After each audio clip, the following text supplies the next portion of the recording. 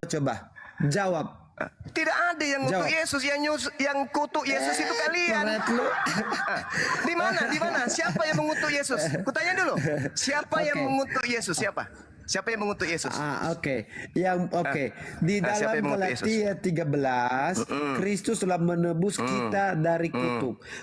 Siapa yang mengutuknya? Berasal dari Siapa yang mengutuk Yesus? Siapa yang mengutuk Yesus? Bentar. Enggak, kutanya dulu, siapa yang mengutuk Yesus? Iya, saya jelaskan nanti ada poinnya di sini. Enggak. Saya enggak mau digiring oleh manusia palsu. Saya tanya, siapa yang mengutuk Yesus? Siapa yang mengutuk Yesus? Kutuk itu berasal. Lucu saudara saya. Kutuk itu dari manusia karena dia dihukum. Oke. Yesus itu kutuk. Tuduhanmu Yesus menjadi kutuk karena manusia. Kenapa bisa? Betul. Yes. Ya, kenapa bisa? Itu. Kenapa bisa Yesus anak Maria itu kok tiba-tiba dia menjadi kutuk karena dosamu? Kenapa bisa? Oke. Karena di dalam Yohanes 3:16, karena begitu besar kasih Allah akan dunia ini sehingga ia mengaruniakan anaknya yang tunggal, sehingga setiap orang yang percaya kepadanya tidak binasa melainkan beroleh yang hidup. Menurut Yohanes 3 nomor 16, anaknya itu anugerah atau kutuk? Anugerah artinya bahwa kutuk itu diambil dari manusia. Diambil dari manusia dan ditanggung oleh Yesus. Siapa yang membuat Yesus menjadi kutuk? Itu kamu menunjukkan Yohanes 3:16, Tuhan membuat Yesus sebagai anugerah, anak yang dikasihi. Sekarang Anda membuat Yesus anak yang dikutuk. Pertanyaan saya, siapa yang membuat Yesus menjadi anak yang dikutuk? Yesus terkutuk karena dosa-dosa manusia. Dan seharusnya manusia itu mati karena maut. Yesus mengambil alih supaya yang saya tanya apa? Itu yang membuat Yesus menjadi kutuk itu siapa?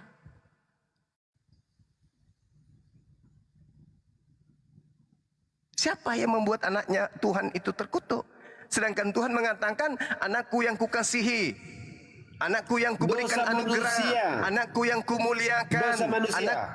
Dosa manusia. Iya. Maksudnya yang membuat Yesus terkutuk. Maksudnya dosa-dosa Anda. Yes. Dosa Anda misalnya nih mencuri ayam, memperkosa orang, itu yang tanggung Yesus. Yes. Berarti Yesus bakal ke neraka dong ya? Oke. Begini brother. Ya. Berarti Yesus akan menanggung dosa Anda kemana? Tunggu. Dosa yang Anda tanggungkan ke Yesus, Yesus akan menanggungnya kemana?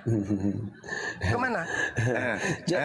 Brother, coba baca Galatia 1 Petrus, oke ya? Dengar baik. Enggak, yang saya tanya, harusnya Anda masuk ke neraka, betul? Betul. Harusnya Anda yang masuk ke neraka, betul? Tunggu. Harusnya karena dosa-dosa Anda lah yang ke neraka, betul?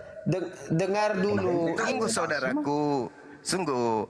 Harusnya dosa-dosa Anda mengantarkan Anda ke neraka, betul? Betul dong, karena dosa itu upahnya maut.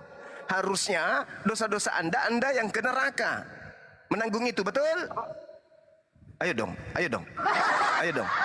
Jawab.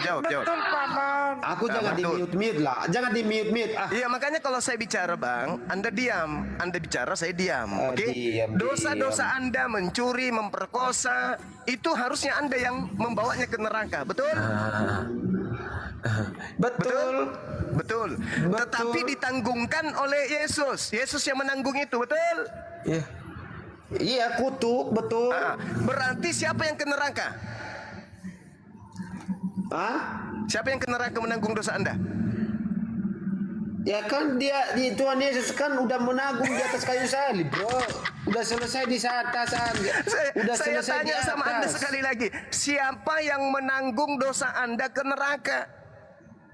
Oke, 1 Petrus 3 ayat 19 ya. Di dalam roh itu juga ia pergi memberitakan Injil kepada roh yang di dalam penjara, bro. Siapa yang menanggung dosa Anda di neraka? Kutanya dulu dong. Ya Tuhan Yesus. Berarti Yesus ke neraka, betul? Tuhan Yesus tidak perlu ke neraka. Dia udah selesai. Dia Dosa-dosa mengatakan, Anda dibawa. udah selesai. Dosa-dosa Anda, Bung. Dosa-dosa Anda menumpuk di pundaknya itu harus dibawa kemana? Baca, Zuma, baca baik-baik kitab suci. Dia mengatakan Tuhan Yesus di atas kayu salib sudah selesai. Iya, sudah selesai. Dosa-dosa kalian itu apalagi? sudah ada sama dia, udah ditanggung sama Yesus. Ya udah Makanya dia ditanggung, ya terkutuk. betul. Yesus terkutuk tidak? Iya, Terkutuk. karena Ah, dosa kita. terkutuk. Orang manusia. terkutuk itu di mana perginya? Dia udah mengatakan, dia udah menyelesaikan di atas kayu salib. Orang terkutuk Dia itu kemana mengatakan perginya? udah selesai.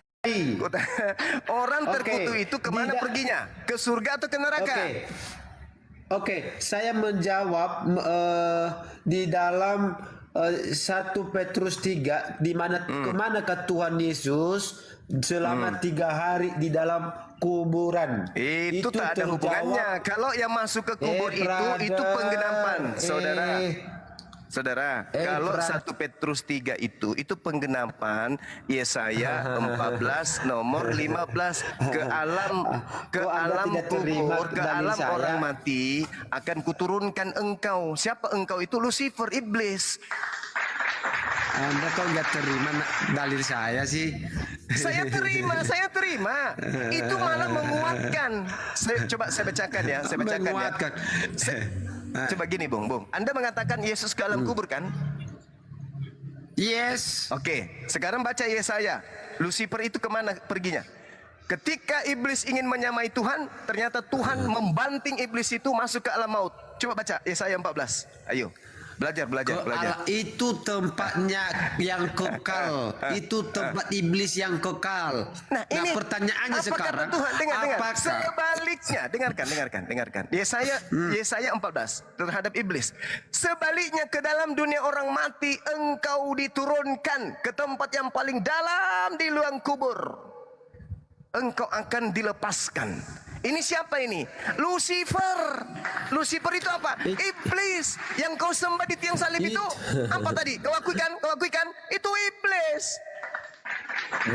Berarti apa yang saya katakan yang kau sembah itu makhluk terkutuk, itu iblis. Makanya Al-Quran mengatakan wa iya dauna illa syaitanam marida. Yang Kristen sembah itu tidak lain hanyalah iblis yang terkutuk. Nah, Anda menguatkan 1 Petrus 3 dia turun ke alam maut melakukan penginjilan. Tidak, itu menggenapi nubuatan Yesus di dalam Matius 12 38 40 dan juga 43 45. Nah, itu. Pahami itu. Zuma, Anda apa sih yang Anda makan kok sampai segini pintarnya?